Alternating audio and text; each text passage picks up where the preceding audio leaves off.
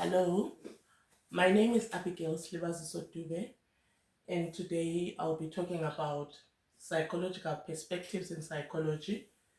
I'll be measuring on two different perspectives: behaviorism and cognitive psychology.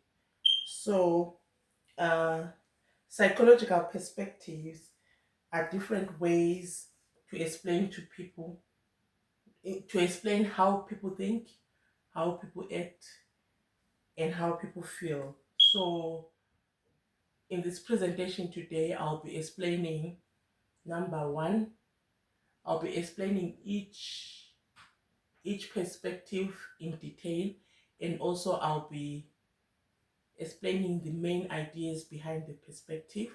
I'll also be explaining the important theorists behind the perspective, their strengths, their weaknesses, and also how they relate in real life. So let's get into it.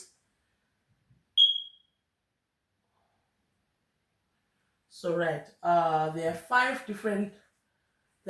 types of psychological perspectives, and these these perspectives um, look at different reasons on behavior or how people behave. So uh, some theorists believe that behavior is biological. Some believe that behavior is learned from the environment. Some believe that it's a social factor. So we'll be talking in detail. I'll be talking in detail with regards to this. And moving forward, we'll begin with our first perspective, which is behaviorism. So behaviorism. What is behaviorism? It is a way of looking at psychology that focuses only on what we can see people do. Right. It says that all behavior is learned from the environment, uh, based on only observable behavior. So you look at what people do, that's the main focus. And also the fact that it believes that every behavior is learned from the environment. And the main idea in behaviorism is that people are born as blank slates, according to John Locke. John Locke believes in this theory that human beings are born as blank slates and they sponge off um, from learning other people's behaviors and acting them out.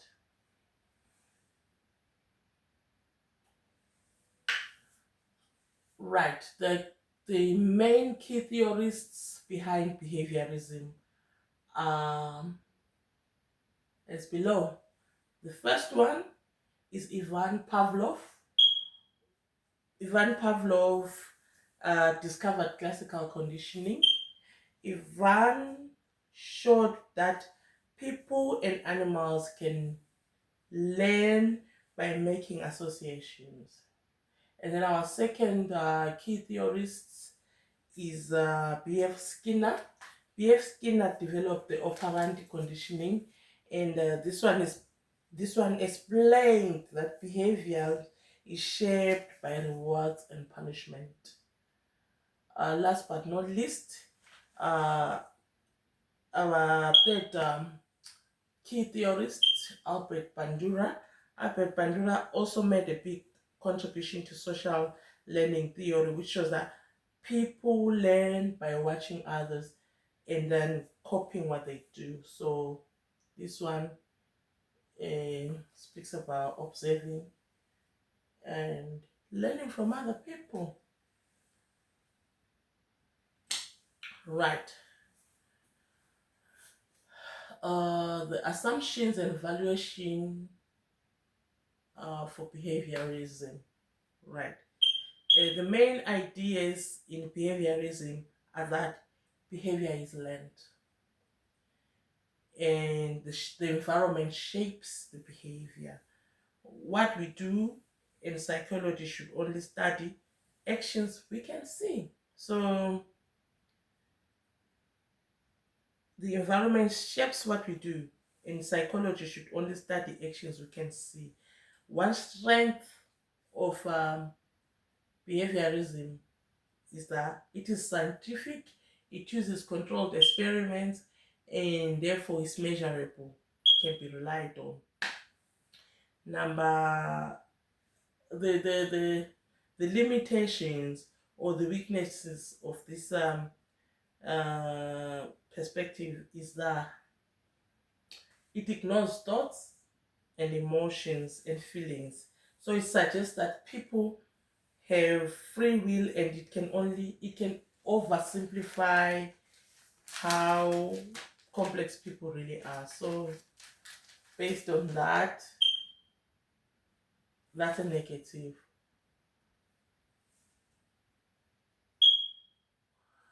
Right. Let's look at the second perspective. The second perspective is cognitive psychology. And this one, it looks at what happens inside the mind. It measures on the mental processes, which is your thinking, memory, perception, and also problem solving. So, unlike behaviorism, cognitive psychology says that we understand. Says that how we act depends on how we understand and interpret information. Theorists often compare the mind to a computer. So, theorists believe that we take in information, we process it, and then we respond. So, our mind is like a computer. You input information, processing, and then the output is our response. The key theories behind this important perspective. Uh, One important theorist would be Jean Piaget. Jean Piaget uh, start, studied how children's thinking develops in stages. And also, our second one is Lev Vygotsky.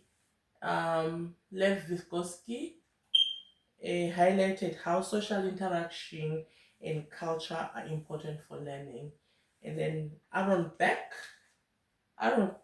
created CBT, which stands for Cognitive Behavioral Therapy, and this helps treat depression, anxiety, and also change negative thought patterns to positive ones.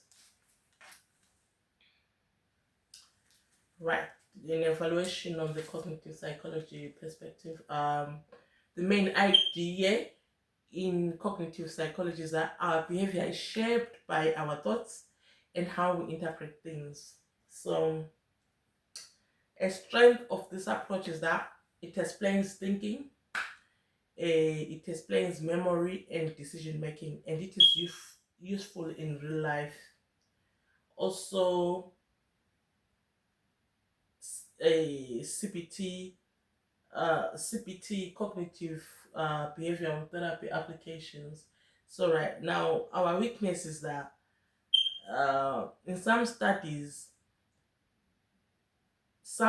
are artificial and may not feel realistic. It can also ignore emotions and oversimplify minds.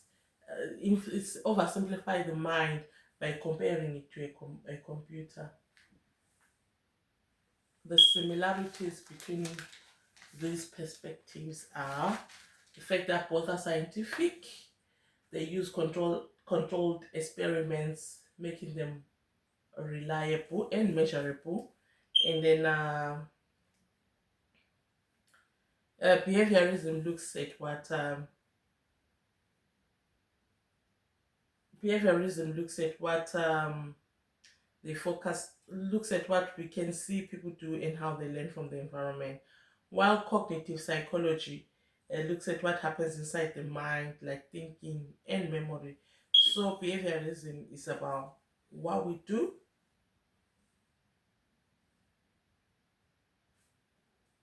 what we do, whereas psychological cognitive is about what we think. So going back, sorry, I just moved forward a little bit. So still on similarities, both behaviors are both behaviorism and cognitive psychology are scientific, and they use experiments to study how people behave. They both try to explain human behavior and are useful in real life, like in education and therapy. So there are differences. The main difference between these two perspectives is what they focus on. So behaviorism focuses on what we see people do and how they learn from the environment. And cognitive is all about what happens in the mind, like thinking and memory. So, like I earlier stated, behaviorism is about what we do, and then cognitive is all about thinking. Right. What are the strengths and limitations of both our perspectives? Behaviorism is scientific, is strong because it is scientific and measurable, but it ignores thoughts and feelings. On the other hand, cognitive psychology is strong because it explains how the mind works, but some research can be artificial and might ignore emotions. Um, let's look at contemporary applications of these perspectives. Behaviorism is used in real life for things like treating phobias, helping with addiction, and managing behavior in school.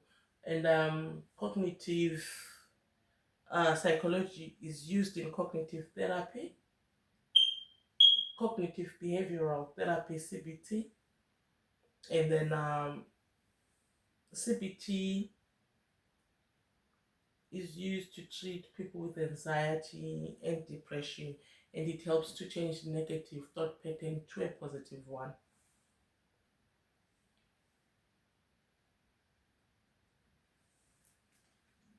Right, let's look at a typical example of a real life situation. So we are going to take, for example, phobia. Behaviorism um, believes that if someone if someone has a fear, let's say they have a fear of cats, uh, behaviorism says that fear is a learned response. So if someone, let's say, was scratched by a cat, um, they might start to link cats with pain and develop a fear through a classical conditioning. While with cognitive psychology, uh, it looks at it differently. It suggests that a person develops irrational thoughts, like thinking all cats are dangerous, and these thoughts keep the fear and anxiety ongoing. Right. So let's look at our conclusion. No, no, no, no, no. Yes, let's look at our conclusion. In behaviorism, important theories like Pavlov, Skinner, and Bandura all used scientific experiments to explain learning, but some of the studies used animals, so the results might not always apply to people. In cognitive psychology, theories like Piaget, Beck, and Vygotsky um, have had a very big impact on education and therapy, but some of their research was done in controlled settings, and that might not show how people act in real life. So, to sum it up all, behaviorism says we learn behavior from the environment, while cognitive psychology says our behavior comes from our thoughts and mental processes. Both perspectives are useful and helpful, but neither one explains everything about human behavior on its own. So, using both perspectives gives us a better understanding of how people really behave. Right. So, these are my references from my famous theories. And yeah, this is it. Thank you so much for your time. Signing out. Thank you.